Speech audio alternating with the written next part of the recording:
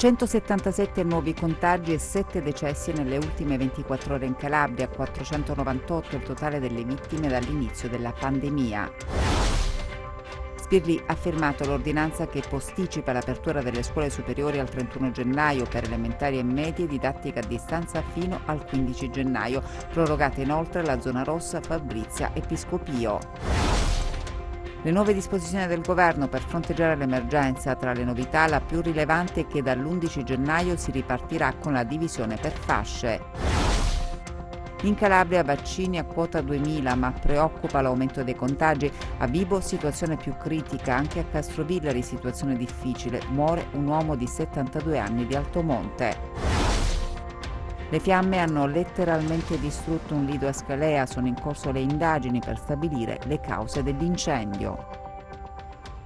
Buonasera dalla redazione del TG10, dunque in apertura gli aggiornamenti sul coronavirus con il consueto bollettino della Regione Calabria, 177 nuovi contagi e 7 decessi nelle ultime 24 ore. Sono 177 i contagi registrati in Calabria nelle ultime 24 ore, in un giorno effettuati 2.553 tamponi. Sono questi i dati giornalieri relativi all'epidemia da Covid-19 comunicati al Dipartimento Tutela della Salute della Regione. I casi confermati oggi sono così suddivisi: Cosenza 14, Catanzaro 43, Crotone 2, Vibo Valentia 9, Reggio Calabria 109. Diminuiscono i ricoveri in reparto, oggi sono 242 mentre ieri erano 248, sono invece 19 i degenti in terapia intensiva. Nelle ultime 24 ore registrati altri 7 decessi che portano a 498 il totale delle vittime dall'inizio della pandemia. Il presidente facente funzione della Regione Calabria, Nino Spirlì, ha firmato l'ordinanza che posticipa l'apertura delle scuole superiori al 31 gennaio per elementari e medie, invece didattica a distanza fino al 15 gennaio. Nel provvedimento inoltre è stato disposto di prorogare la zona rossa per Fabrizia e Piscopio. In serata il presidente facente funzione della Regione Calabria, Nino Spirlì, ha firmato l'ordinanza. In Calabria tutte le scuole rimarranno chiuse. In una lunga diretta Facebook, Spirlì ha ribadito che è necessario tutelare i ragazzi. Le scuole superiori saranno ferme dal 7 gennaio al 31 gennaio per ora, compreso. Le scuole elementari e le scuole medie, quindi le primarie le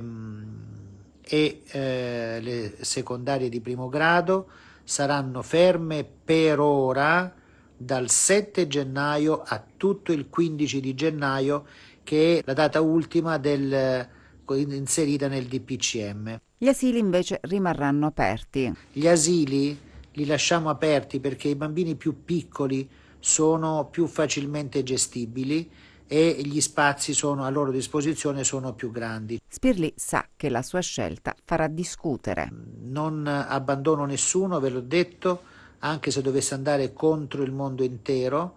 Sono convinto che ci saranno delle polemiche, perché chiaramente qualche polemica ci sarà, però i ragazzi onestamente non me la sento di farli andare in questo momento a scuola, in un momento in cui i contagi sono veramente tanti. Ci sono cittadine, paesi che hanno dei numeri elevatissimi. Oggi io parlavo con il sindaco di Rosarno che mi ha detto che sono oltre 230 i contagiati nel suo comune, ci sono oltre 300 contagiati a Piscopio di Vibo Valentia, ci sono numeri alti in tantissimi comuni. Ieri c'è stato il caso della scuola d'infanzia a Isca dello Ionio, e come loro ce ne sono veramente tanti. Allora la cosa importante però è seguiteli i ragazzi da casa durante la DAD. Il provvedimento firmato in serata da Nino Spirlì dispone anche la proroga delle zone rosse nel comune di Fabrizia e nella frazione Piscopio di Vibo Valentia fino a tutto il 15 gennaio prossimo. E non riapriranno le scuole dell'infanzia a Ciro Marina, lo ha disposto il sindaco Sergio Ferrari emanando un'apposita ordinanza che tiene conto dell'aumento improvviso di contagi, probabilmente a causa di una festa di battesimo svoltasi nel periodo natalizio. E l'ordinanza di Spirlì fa discutere, mentre molti genitori sono pronti a ricorrere al TAR, c'è chi invece condivide la scelta di prorogare appunto la didattica a distanza. L'ordinanza del presidente facente funzione Spirlì, che dispone la chiusura delle scuole, fa discutere. C'è chi è contrario, infatti molti genitori sono sul piede di guerra e sono pronti a ricorrere al TAR. C'è invece chi condivide la scelta di continuare con la didattica a distanza. Io sono per la linea prudenziale, non v'è dubbio, anche in ordine al coefficiente RT che abbiamo visto in crescita, ai vaccini che magari stanno procedendo un po' a rilento, comunque non abbiamo un elevato numero, per cui dobbiamo, a mio modo di vedere, fare tesoro della nostra esperienza. Ormai siamo quasi a un anno e credo che un po' tutte le scuole, io parlo poi per la mia esperienza personale, abbiamo messo a punto una rete importante, una rete LAN che collega tutte le aule, le strumentazioni, quindi voglio dire, continuare ancora in maniera prudente ritengo che sia la cosa più giusta, quindi magari cominciare a riaprire piano piano in presenza e con delle percentuali, di modo tale da non creare assembramenti e affluenze all'interno dei mezzi pubblici, eccetera, perché il problema, il nodo è lì. Adesso le nuove disposizioni del governo per fronteggiare l'emergenza. Nuovo anno e nuovo decreto per l'Italia, 7-8 gennaio gialli, 9-10 arancioni, niente spostamenti fuori regione. Il nuovo decreto prevede che dall'11 gennaio si riparte con la divisione per fasce. 7-8 gennaio siamo in zona gialla rafforzata in tutta Italia, ciò significa coprifuoco dalle 5 alle 22, spostamenti liberi ma soltanto all'interno della propria regione, attività di ristorazione consentite dalle 5 fino alle 18, dopo le 18 invece è vietato il consumo di cibi e bevande nei luoghi pubblici aperti al pubblico. Centri commerciali chiusi nei giorni festivi e prefestivi, aperti i negozi al dettaglio fino alle 21, musei, mostre, piscine, palestre, teatri e cinema chiusi, restano aperti però i centri sportivi. Cambia il colore della zona, nei giorni 9 e 10 gennaio tutta l'Italia passa in zona arancione, coprifuoco dalle 22 alle 5, vietato ogni spostamento in entrata e in uscita, sia dalle regioni che tra province e comuni, salvo che per spostamenti motivati da comprovate esigenze lavorative o situazioni di necessità, ovvero per motivi di salute. Aperti i negozi al dettaglio fino alle 21, bar e ristoranti chiusi sempre, 7 giorni su 7, ma potranno continuare a vendere da asporto fino alle 22 o consegnarlo a domicilio. Dall'11 al 15 gennaio tutta l'Italia è in zona gialla rafforzata, oppure alcune regioni in zona arancione. La vera novità si introduce proprio con l'articolo 2 del decreto. In sostanza il governo abbassa le soglie che fanno scattare la zona arancione o rossa se una regione è in scenario 2, dunque con un RT da 1 a 1,25 diventa arancione, se è in uno scenario 3 con un RT da 1,25 a 1,50 va invece in rosso. Ad oggi in arancione andrebbero Calabria, Liguria, Lombardia, Puglia e Veneto. Dopo il 15 gennaio invece avanza l'ipotesi di una zona bianca che potrebbe entrare in vigore con il nuovo DPCM o decreto legge che sostituirà il DPCM del 3 dicembre. In Calabria vaccini a quota 2000, ma preoccupa l'aumento dei contagi. Obiettivo 500 vaccinazioni per la giornata di domani. L'azienda ospedaliera di Cosenza sta incrementando il numero di inoculazioni del vaccino Pfizer al personale sanitario. Ieri è arrivato il secondo carico di fiale, mentre dai frigoriferi del nosocomio anche l'ASP ha prelevato le dosi da inoculare al proprio personale. Nei prossimi giorni aumenteranno i punti di vaccinazione disponibili e sarà possibile effettuare le prenotazioni con maggiore celerità. Abbiamo aperto da oggi la seconda postazione fissa. Prevediamo sabato di fare anche il Mariano Santo Vaccine Day, quindi il personale del Mariano Santo si aprirà un terzo sito per sabato e credo, posso dire che lavorando ininterrottamente anche i giorni festivi, Befana, sabato e domenica, noi domani dovremmo toccare, alla fine della giornata di domani dovremmo toccare la quota 500 dipendenti che hanno ricevuto la prima dose di vaccino. Stiamo aumentando i numeri anche attraverso un sistema di prenotazione un pochino più snello e pertanto insomma, crediamo ragionevolmente di poter completare il primo giro di campagna vaccinale in pochissimo tempo. Non dimentichiamo che le dosi ci sono arrivate il 31 dicembre, quindi che poi c'è stato il Capodanno, abbiamo iniziato a lavorare il 2, c'è stato solo un giorno di sosta il 3 e poi anche per fare una ricognizione, una programmazione settimanale e poi 4, 5, 6 a seguire noi continueremo. Non dimentichiamo che abbiamo anche nel conteggio del personale da vaccinare tutte le ditte dei servizi no-core aziendali, quindi Lavanolo, inservientato, pulizia. Pertanto i numeri sono impegnativi, però la sfida diciamo che in qualche modo non ci fa paura perché ci siamo organizzati ormai bene ed è tutto un work in progress, ma nel senso positivo del termine, cioè stiamo progredendo verso numeri importanti. E oggi siamo andati all'Usca di Cosenza in Via degli Stadi per seguire le fasi di inoculazione del vaccino sui sanitari a rischio perché a contatto con soggetti positivi. Allora, che braccio scegli? Sinistro? Sentirai un po' di dolore al braccio, quindi se sei sinistro. Tra stasera e domani poi piano piano va a scemare. E qui in queste sale allestite al piano terra della cittadella del volontariato a Via degli Stadi a Cosenza, che è iniziata questa mattina la campagna di vaccinazione anti-Covid dell'azienda territoriale per operatori sanitari, medici e infermieri che lavorano a stretto contatto con pazienti positivi al coronavirus. È andata benissimo, abbiamo fatto questa punturina, i colleghi sono bravissimi, è un ambiente molto confortevole, diciamo. Questa di oggi è la prima dose del vaccino, poi dopo circa 20 giorni dovrà essere effettuato il cosiddetto richiamo. Mi sento bene. Niente di particolarmente drammatico, è una cosa semplicissima da fare, però l'importanza di questo vaccino c'è tutta, insomma. E adesso bisognerà rifare la seconda dose, poi all'incirca dopo un mese si può dire che sarò una persona immune in qualche maniera. 2 gli ambulatori dove si effettua la vaccinazione e poi è stata allestita anche una sala di attesa.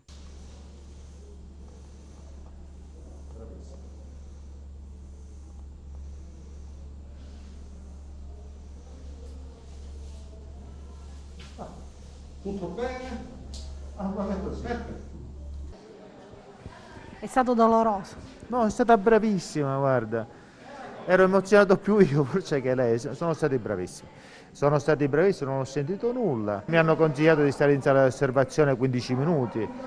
C'è predisposto un servizio di emergenza apposta per noi.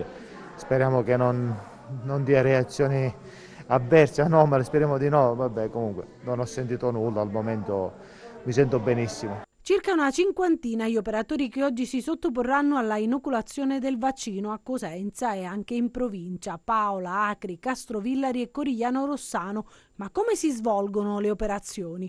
Questo consenso informato, una volta completo, viene analizzato dai nostri igienisti, che al momento sono le persone che stanno somministrando il vaccino in queste 2 stanze.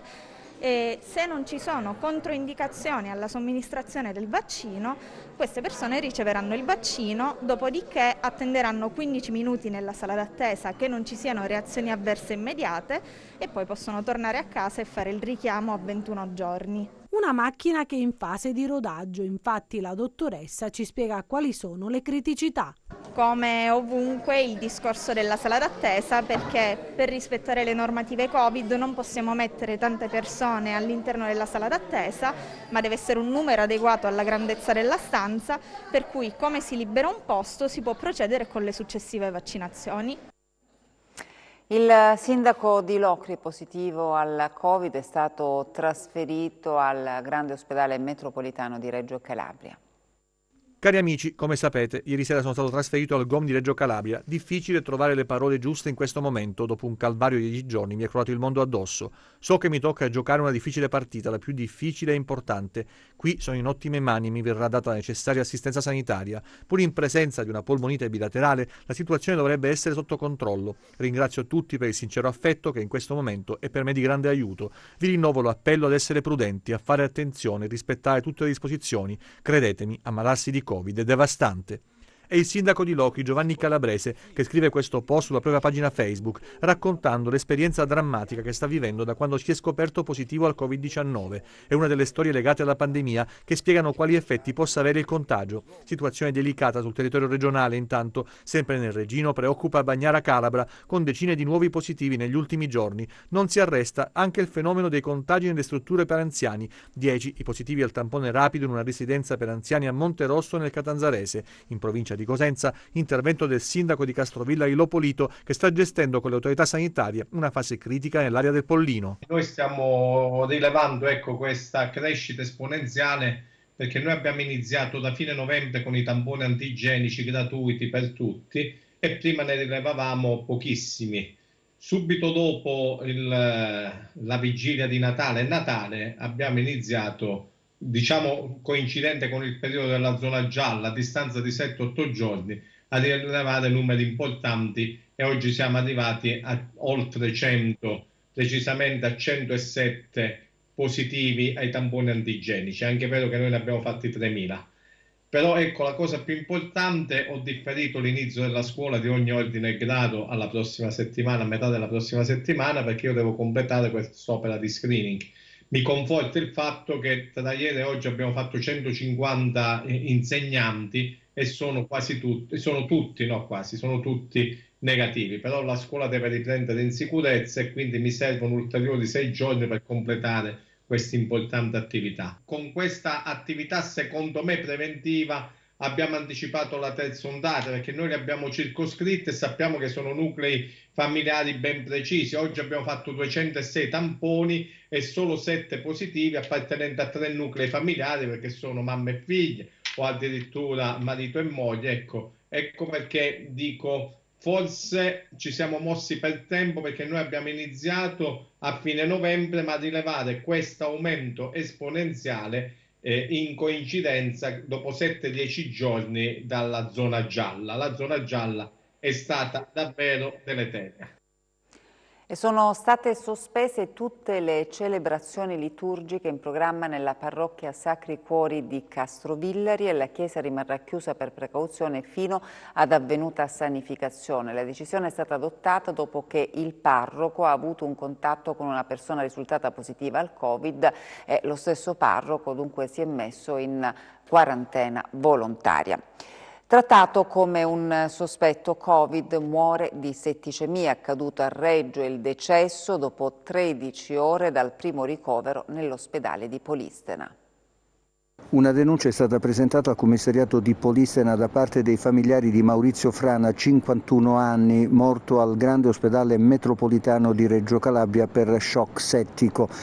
13 ore prima era stato ricoverato a Polistena. Qui i sanitari che lo hanno per primi visitato hanno ritenuto che si trattasse di un caso Covid. Immediato il trasferimento a Reggio Calabria, ma il tampone ha dato esito negativo. Nel frattempo, dopo essere stato trasferito dal reparto Covid al pronto soccorso del grande nosocomio reggino, Frana è deceduto per un improvviso malore. Secondo la prima valutazione, setticemia la causa della morte, e qui i familiari a questo punto hanno voluto vedere chiaro. Un esposto è stato presentato proprio dal fratello di Frana, il quale dice impossibile morire per una infezione. Non era Covid, cosa è accaduto? Vogliamo sapere se le 13 ore di ritardo hanno potuto provocare il decesso. Ovviamente un'inchiesta che alle prime mosse, ulteriori sviluppi ci potrebbero essere nelle prossime settimane.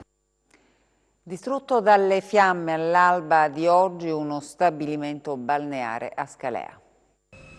Il nero domina oggi lo stabilimento balneare di Scalea, distrutto dalle fiamme. I vigili del fuoco al lavoro per ore hanno dapprima circoscritto, poi domato l'incendio in via Ruggero Lauria, località turistica della città dell'Alto Tirreno cosentino. Il rogo ha consumato la struttura in legno e laminato. Nulla è rimasto dello stabilimento che all'alba, quando l'incendio è divampato, era deserto in una giornata di inverno. Cosa è accaduto accaduto, sulle cause. Del rogo sono in corso accertamenti, ma non si esclude la matrice dolosa. Sul posto sono intervenuti anche i carabinieri della compagnia di Scalea che hanno avviato le indagini. I gestori dello stabilimento fanno la conta dei danni ingenti in un anno in cui l'economia turistica è già stata fortemente penalizzata. Vediamo come ha chiuso oggi la borsa.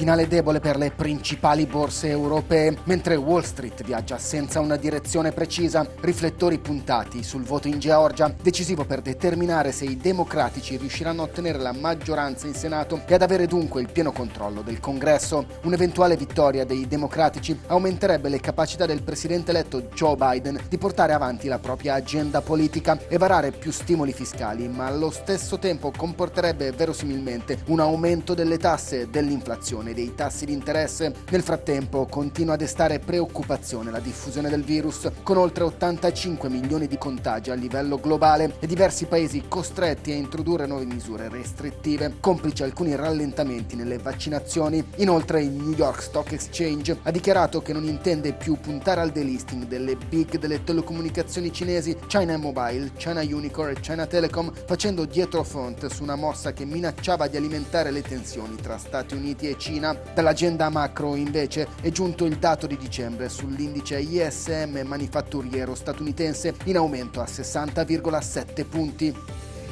Così il FTSE MIB di Milano ha chiuso in calo dello 0,5%, sottotono anche il CAC 40 di Parigi a meno 0,4% e il DAX di Francoforte a meno 0,6%, poco mosso l'Ibex 35 di Madrid a meno 0,2%, mentre resiste il FTSE 100 di Londra a più 0,6%. Oltreoceano viaggiano in lieve rialzo il Dow Jones a più 0,2%, l'S&P 500 a più 0,3% e il Nasdaq a più 0,5%. Sul Forex l'euro-dollaro sale a 1,229, mentre il cambio dollaro-yen si deprezza a 102,7. Tra le materie prime corrono le quotazioni del greggio, con il Brent a $52,9 a più 3,6% e il VTI a $49,6 a più 4,2%. Sull'obbligazionario lo spread BTP Bund si attesta a 114 punti base, con il rendimento del decennale italiano allo 0,56%. Tornando a Piazza Affari, fra le big cap spiccano i petroliferi Saipem a più 4,1%, Eni a più 3,7% e Tenaris a più 3,6%. In ribasso invece Moncler a meno 2,8% e Campari a meno 2,7%. Grazie e buon proseguimento di serata da Market Insight.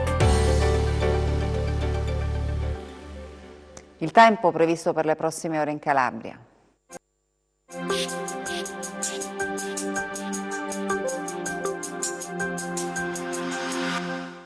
Situazione ancora bloccata con uno stretto corridoio d'alta pressione sulla Scandinavia e la vasta area depressionaria sull'Europa che, convogliando correnti da ovest, provocherà sulla Calabria un tempo variabile con precipitazioni in particolare sui versanti tirrenici del Cosentino. Domani nuvolosità irregolare sui versanti tirrenici e zone interne del Cosentino, dove si verificheranno piogge sparse più frequenti sull'Alto Tirreno. Possibili deboli nevicate oltre 1200 metri sul Pollino, oltre 1400 metri sulla Sila, dove comunque saranno isolate. Altrove parzialmente nuvoloso a causa del passaggio di nubi medio-alte. Temperature in generale lieve aumento. Domani mari generalmente mossi, venti che sullo Ionio soffieranno ancora da sud-ovest moderati per gran parte della giornata, ruotando solo in serata per provenire da ovest. Sul Tirreno venti inizialmente da sud che poi però diverranno ben presto di direzione variabile. Per ulteriori approfondimenti vi rimando al sito www.meteoincalabria.com e alla nostra pagina Facebook Meteo in Calabria. Vi lascio alla nostra copertina di chiusura dedicata alla Befana. Grazie per l'attenzione e buona serata.